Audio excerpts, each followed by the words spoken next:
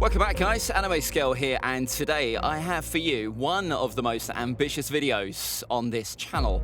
We are making a top 20 list that includes all jutsus and techniques in Naruto and Boruto. Now, this list is going to be pretty much all my personal opinion, since there's no real foolproof objective way to organize these techniques in terms of how strong they are. And I know some of you will disagree with some choices, so feel free to list your own personal list in the comments section below. So let's get started. We're starting off this list with the second strongest Genjutsu in Naruto. Koto Matsukami is an ultimate mind control technique, capable of putting any ninja under the user's control without them even realizing it. What makes this ability so powerful is that the victim has no way to break out of it, since he doesn't know he's being controlled in the first place. This technique was in fact so strong that it had a 10-year time limit. It can also be casted on multiple people at once, since Shisui planned to use it on the Uchiha clan in its entirety. It is definitely one of the strongest Genjutsu we've seen so far. The 8 gates are the single biggest power boost possible in Naruto. Mastering the 8 gates can turn someone who wouldn't otherwise be that strong into one of the strongest people on the planet, all by itself. The 8 gates are 8 specific points along the chakra circulatory system that limit the overall flow of chakra within a person's body. Opening each seal places the user under an immense amount of stress and pain, to the point where you need to go through hellish training just to open the first gate. After opening the 8th gate of death, Might Dai, Guy's father, who spent his entire career as a genin, managed to kill 4 of the 7 ninja swordsmen. And we all know what his son did against the Jubi Jinchuriki during the 4th Great War. The 8 gates technique is this low only because of its huge drawbacks, from being exhausted after using 7th Gate of Wonder to dying after using the 8th Gate of Death. Edo Tensei can make the user the most dangerous person in the world, all thanks to summoning one of the strongest ninjas that have ever existed. The resurrected bodies can indefinitely heal, have infinite chakra, and they can use all of the techniques they could while they were alive. Yes, they aren't quite as strong as they would be in their prime, but it's a small price to pay. Now, I need to highlight the fact that if you summon stupidly strong people like Hashirama and Madara, you can't pretend to control them at all. Orochimaru flat out said that he had no control over Hashirama, and Madara knew the hand signs to undo the technique, thus staying, let's say, alive. So while this technique happens to be one of the most powerful, it also requires a lot of preparation, and if you underestimate who you are reviving, he might just turn against you. So considering these possible drawbacks, I think 18th is the right spot for this jutsu.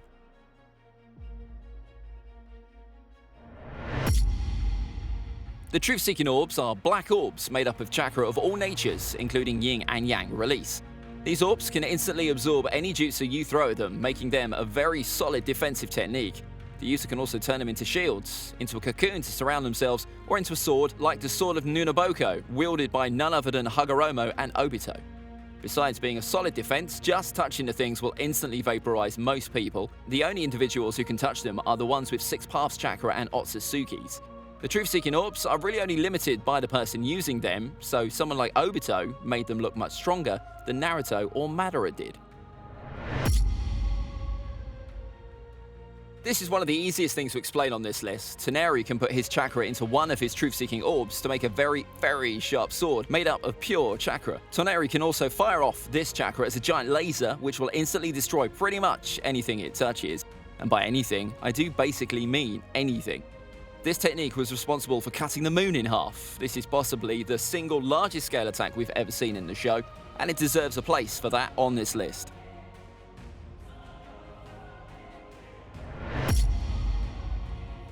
Code's Clawmark Jutsu has been recently introduced in Boruto, and we can say it's an evolved version of the Flying Raijin technique. Basically, Code has the ability to mix the chakra with the iron of his blood to create portals to travel to previously marked locations.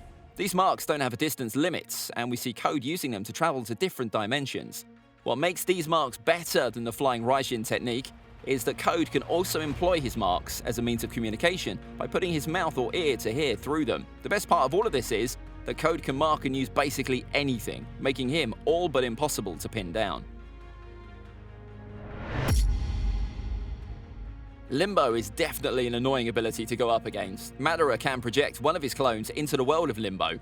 While in this alternate dimension, these clones can fully interact with the real world and are more than capable of beating up people or absorbing their attacks. These clones are also not that much weaker than Madara himself, making them even more unstoppable. If all of that wasn't enough, you can't even see or sense these things unless you have a sensory ability just as overpowered, like having Naruto's 6 paths Sage Mode or a Rinnegan. Good luck finding something like that before a clone you can't even detect instantly kills you. Take the base Rinnegan's ability to absorb jutsu and make it a lot more dangerous, and this is what you would end up with. Using the Rinnegan on his right hand, Momoshiki can absorb any jutsu, making him pretty much invulnerable to anything but taijutsu. This is already broken enough until you learn what the second part of this technique is. Momoshiki can make any technique thrown at him many times stronger, before firing them right back at whoever threw them in the first place. Unless you can somehow absorb chakra yourself, your own jutsu are going to be the ones that kill you. Now we have one of the coolest sounding techniques in all of Naruto, Amano Techikara. Using his Rinnegan, Sasuke can instantly swap places with anything in a certain radius. By instant, I do mean instant. Not even Ishiki could hit Sasuke when he used this technique, and that's something that almost made the Otsutsuki scream in rage every time Sasuke used the thing. The jutsu is so strong, it single-handedly made Sasuke much more annoying to deal with, even if he couldn't do much else against Ishiki. Oh, and Sasuke doesn't necessarily need to swap just himself either. He can swap the two places of anything. The coolest example of this had to be him swapping his Chidori with a kunai to destroy Momoshiki's Rinnegan before he even knew what was happening. Regular Sage Mode is a pretty big amp, allowing Naruto to take on someone like Pain when he basically only knew a couple of jutsu. The 6 path Sage Mode is that dialed up to 11, providing a gigantic power boost that makes even that look like a joke. Not only does this technique make the user ridiculously fast, strong, and durable to the point where Naruto shrugged off a Chidori to the face, but it also grants some of the highest sensory abilities possible. With the 6 path Sage Mode, Naruto was able to detect limbo clones that are in a different dimension altogether. This technique also directly counters several other broken techniques, such as allowing Naruto to harmlessly swat away truth-seeking orbs. All in all, this technique took Naruto from being ridiculously strong into being in the realm of the Otsutsukis. There isn't a lot of instant kill techniques in Naruto when you really think about it, at least compared to just how many jutsu there are in the series. Out of all of them, the all-killing Ash Bones might just be the craziest. Using this technique, Kaguya can launch bones that are guaranteed to kill anything they hit, even 6 paths characters. This isn't something like the 8 Gates, where Naruto managed to save Guy from the 8 Gates death sentence either. After getting hit by the things, even Naruto couldn't save Obito from slowly turning into dust. They might not be the fastest attacks when we talk about literal gods, but they are some of the deadliest. The Amino Minaka is easily the largest scale space-time jutsu in the entire series, and it isn't even close. Unlike most space-time ninjutsu where users move themselves to a certain location, Kaguya moves the location to herself, and everyone near Kaguya at a time will experience the same change of place. This means that there is no way to keep yourself from just entering a different dimension altogether if Kaguya wants to take you there. Kaguya seems like she can pick the dimension at a whim, so at any point she can throw you into a dimension where you're falling into a pool of lava or drowning underneath an ocean. The one drawback is that the chakra requirements for this are so insane that anyone other than Kaguya shouldn't even think about trying it. This is one of the largest scale jutsu that we've ever seen.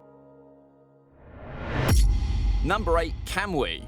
Using this technique, a user can make himself intangible, projecting parts of his body into the pocket dimension, making him impossible to hit. With the right eye, you can send any piece of anything you're looking at into the said dimension. This includes the head of someone you're fighting against, instantly killing them. This could also include any of your own techniques, allowing you to be completely invulnerable while throwing jutsu at people, all without ever being in danger. The only real limit here is your ability to react to things, so someone fast enough could theoretically hit you before you can even use Kamui, but those people are few and far between. Combining the ultimate defense and offense, the dual Kamui definitely deserves a place in the top 10. Sharing the 7th spot, we have Naruto and Sasuke's strongest attacks: Senjutsu Big Ball Rasen Shurikens and Indra's Arrow. Both of these are the strongest jutsu in either of their arsenals and were responsible for the single biggest jutsu clash we've ever seen in the show. These techniques are in fact so broken they might be half of the reason most of the villains in Boruto can absorb chakra to begin with. Karma is an Otsutsuki backup file for their consciousness. Upon death, an Otsutsuki can resurrect themselves using the Karma seal they put on a vessel. A victim in this case, the user can slowly access the abilities and powers of the Otsutsuki who gave him karma, making him incredibly strong. The seal greatly enhances the user's physical abilities, including ninjutsu, absorb ninjutsu just like they had the Rinnegan, and also open portals to other dimensions. If that wasn't absurd enough, then according to Code, the Karma Seal slowly gives the user all the battle experience of the Otsutsuki who implanted karma into him. While Boruto isn't that great at using his karma, in fact Code calls him amateur when it comes to it. He'll have thousands of years of battle experience at his fingertips when he masters the thing. Of course, there is a small drawback of an Otsutsuki slowly trying to take over your body, but the power that comes with it is absolutely nothing to take lightly. Now we finally come to the single strongest Genjutsu in the entire series. Using a Rinne Sharingan, the user can cast Tsukiyomi off the moon, trapping anyone on the planet into a Genjutsu that they cannot wake up from. It doesn't matter if you don't directly see the moon either. This technique will hit everyone on the planet, no matter what they try to do. In this Genjutsu, the victims are taken to a different world that will feel just as real as the world they left. People can live their entire lives without realizing it. There is only really one way to resist this technique, and it's having the Rinnegan. It's safe to say there's a reason why this technique was the ultimate evil master plan the whole series had built up to. The Chibaki Tensei is already a little crazy. Making a small orb, users can force everything in the surrounding area into it until they make a gigantic ball. This includes any other ninja too, and they are going to be crushed underneath the earth, boulders, and whatever else ends up getting caught in the thing. With 6 Paths Chakra, you can even take that a step further, until the Chibaku Tensei is so strong it can even seal away Otsutsuki characters. Yes, using this technique, Team 7 were eventually able to seal Kaguya away, something they had no hope of doing otherwise. This technique scales up the amount of chakra you have to the point where the Sage of 6 Paths used it to create the actual moon in the first place. As the single strongest sealing technique in the show, it deserves a place on the top 5.